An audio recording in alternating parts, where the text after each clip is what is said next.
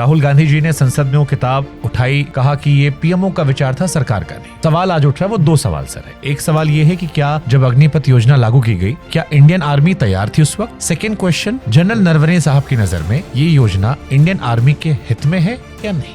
मेरे यूनिट का सिपाही कुलवीर सिंह 2 साल के सर्विस में उसमें सेना में मेडल गैलेंट्री मिला है। अगर वो 4 साल फौज में रहा है और 4 साल में हमने देशभक्ति की भावना पैदा की है, वो सारा अगर हम 4 साल में उसमें नहीं डाल पाए हैं तो वो फिर हमारी कमजोरी है। मुझे ऐसा लग रहा है आप अग्निवीर को डिफेंस कर रहे हैं।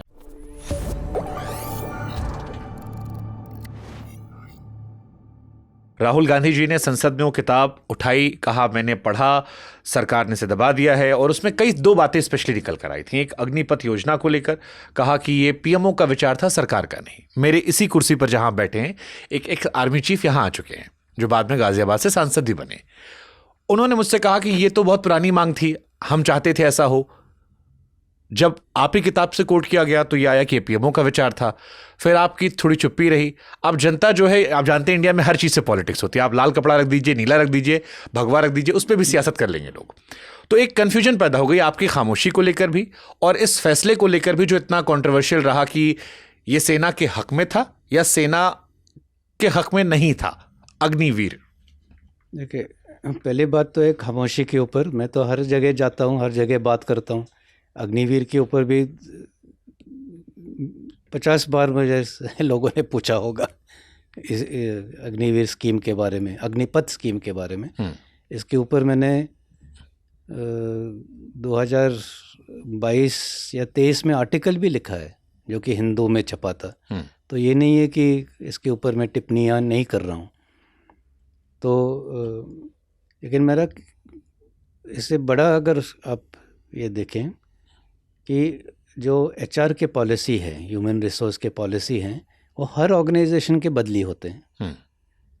और कई लोगों को मालूम नहीं है, ज़्यादातर इनफैक्ट लोगों को मालूम नहीं है कि 75-76 तक इनफैक्ट जवान सिर्फ 7 साल सर्विस करता था, और 7 साल सर्विस के बाद वो घर जाता था, कोई पेंशन नहीं। उसके 90 रुपये जो है ना तनख्वाह होती थी उस समय, और 7 साल के बाद कोई पेंशन नहीं, कोई दूसरी नौकरी नहीं। उसके बाद वो जो करना चाहे वो करे। लेकिन उस वक्त जो गवर्नमेंट थी, उनको लगा कि नहीं, ये सही बात नहीं है, ऐसे इतने कम उम्र में ऐसे ही छोड़ दे, जबकि इसने अच्छे काम किए, देश की सेवा किए। तो इस 7 साल को बढ़ा के 15 साल कर दिया, और 15 साल करने के बाद वो पेंशन लागू कर दी। तो पहले कुछ और सिस्टम था, अभी तो नया सिस्टम चालू हुआ, अभी एक नई पॉलिसी बनी है।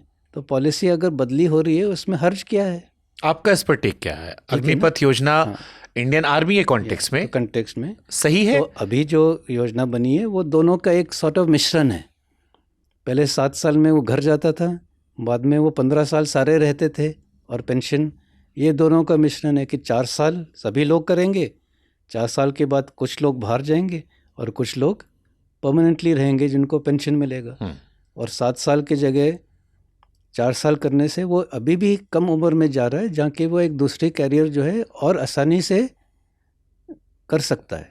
और 4 साल में जब वो घर रिलीज़ होगा, उसके जेब में 10-12 लाख रुपए होंगे।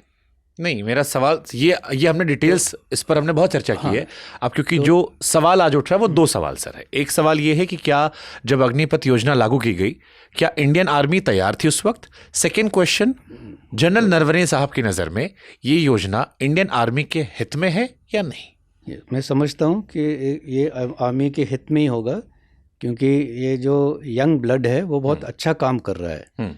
और मेरे यूनिट का सिपाही कुलवीर सिंह 2 साल के सर्विस में उसमें सेना में मेडल गैलेंट्री मिला है। तो ये कहना कि अग्निवीर अच्छा काम नहीं कर सकते, ये 4 साल में क्या सीखेंगे, क्या कर पाएंगे, ये बड़ी गलत बात है। और इसने, ये मेरा कहना नहीं, उसने करके दिखाया है। तो अग्निवीर तो है, वो अच्छा काम कर रहे हैं।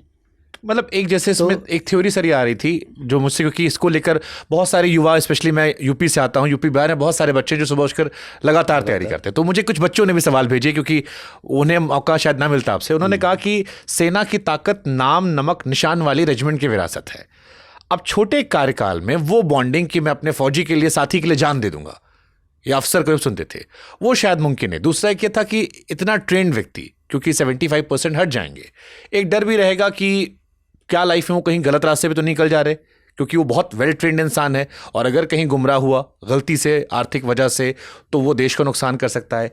एक तीसरा इसमें ये भी काउंटर सर आया, जो नए बच्चों ने पूछा मुझसे, कि हम देश के लिए तैयारी कर रहे हैं, हम मरने जीने को तैयार हैं, सरकार परिसीमन कर रही है, 850 सांसद हो सकते हैं, 7,000 विधायक हो जाएंगे।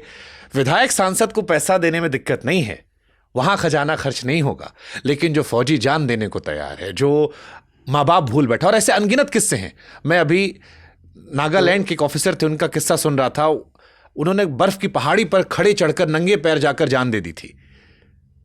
नींबू साहब उनका कहते थे। तो इसमें तो वो फौजी पूछता है कि हमारा आप नेता अपना जेब भर ले रहे हो, हमारा मोटिवेशन, हम प्राण दे रहे हैं, कम से कम इतना तो इंश्योर कर दो कि माँ बाप हमारे सुरक्षित रहेंगे। इसमें आपके 2-3 सवाल जो है जुड़े हुए हैं और जी, इंटरकनेक्टेड हैं। इमोशंस इमोशन, जहाँ तक एस्प्री द कोर होता है ना, वो अपने अपने यूनिट में आपस में जो है वो बढ़ाना है। ये कोई ये नहीं होता कि एक कानून के तौर पर कि कैमरेडरी बढ़ेगी, वो हर यूनिट का अलग अलग मतलब तरीका होगा। अपने बात की अभी आप कह रहे थे कि नेताओं की पेंशन बढ़ रही, नेता नहीं, वो इससे पहले कि नाम नमक निशान, हाँ, कि गुमराह हो जाएंगे। हाँ, जब पहले वो 7 साल के बाद जाते थे तब तो नहीं गुमराह हुए, तो अब क्यों गुमराह होंगे? तो हमें अपने दिमाग में ऐसे गलत विचार क्यों लाते कि वो गुमराह हो के वो गलत रास्ता माने। अगर वो 4 साल फौज में रहा है और 4 साल में हमने इसमें देशभक्ति की भावना पैदा की है, एस्प्री द कोर जो आप कह रहे हैं, बडी सिस्टम कि कैसे काम करना है, रेजिमेंटल स्पिरिट, वो सारा अगर हम 4 साल में उसमें नहीं डाल पाए हैं तो वो फिर हमारी कमज़ोरी है। मैं आपकी बातों को अगर मैं कंक्लूड करने की कोशिश करूं, मुझे ऐसा लग रहा है आप अग्निवीर को डिफेंस कर रहे हैं आज। बिल्कुल नहीं, आप उससे कह रहे हैं कि सही है, जितना मैं आपको कंक्लूड, अगर मैं गलत हूं तो आप मुझे करेक्ट कर सकते हैं। अब जब 7 साल से 15 साल सर्विस बढ़ाई गई जवानों का, तब सोशल मीडिया वगैरह नहीं था, ठीक है ना, इसके ऊपर इतनी चर्चा नहीं हुई थी, लेकिन उस वक्त इसके ऊपर भी बहुत नेगेटिव कमेंट्स थे कि इतने ओल्ड जवानों के साथ हम लड़ाई कैसे लड़ेंगे। बिल्कुल उल्टा, जो अभी कह रहे हैं कि इतने बच्चों के साथ कैसे लड़ेंगे, तब उसके एग्जैक्ट ऑपोजिट था कि अभी 15 साल के बाद वो 15 साल तक रहेंगे, वो तो 35-40 साल के बूढ़ों के साथ हम कैसे लड़ाई लड़ पाएंगे। तो हर एक स्कीम के कुछ फ़ायदे होते हैं, कुछ एडवांटेज होते हैं, डिसएडवांटेज होते हैं, तो स्कीम को चलने दो। अग्निपथ से सेना को नुकसान है? बिल्कुल नहीं, ठीक है, वो स्कीम को चलने दो। स्कीम जब चलेगी तब पता चलेगा इसमें नुक्स क्या क्या हैं। मैं ये नहीं कह रहा हूँ कि वो 100% करेक्ट है, रिफॉर्म्स तो आते रहते हैं, रिफॉर्म आते रहते हैं, ये बात वीपी सिंह साहब ने भी कही थी, पॉलिसीज़ भी बदली होते रहते हैं, और अगर लगा कि उसमें नुक्स है कि 25% नहीं 50% रखने चाहिए, वो बदली कर दिया जाएगा। क्या राहुल गांधी साहब ने आपकी किताब के कोट्स को मिसकोट करके क्वेश्चन खड़ा कर दिया? अब मैं आपकी बातों को सुनने के बाद ये सवाल फ्रेम कर रहा हूँ। सच बोलूं तो मैंने उन चीज़ों के ऊपर ध्यान ही नहीं दिया, क्योंकि वो मेरा उसमें कोई कनेक्शन नहीं था। मेरा सर पूरे देश में तहलका मचा था। वो ठीक है, लेकिन मैं तो आराम से अपनी ज़िंदगी जी रहा हूँ, तब भी जी रहा था, अब भी। ये संसद में ये सवाल आपको परेशान करते हैं? बिल्कुल परेशान नहीं करते। मैं तो हमेशा इन चीज़ों से दूर रहा हूँ, और मैं अपना मेरे दोस्त भी पूछते थे मुझे कि आपको ये नहीं हो रहा, मतलब हाई बीपी वगैरह तो नहीं हो रहा?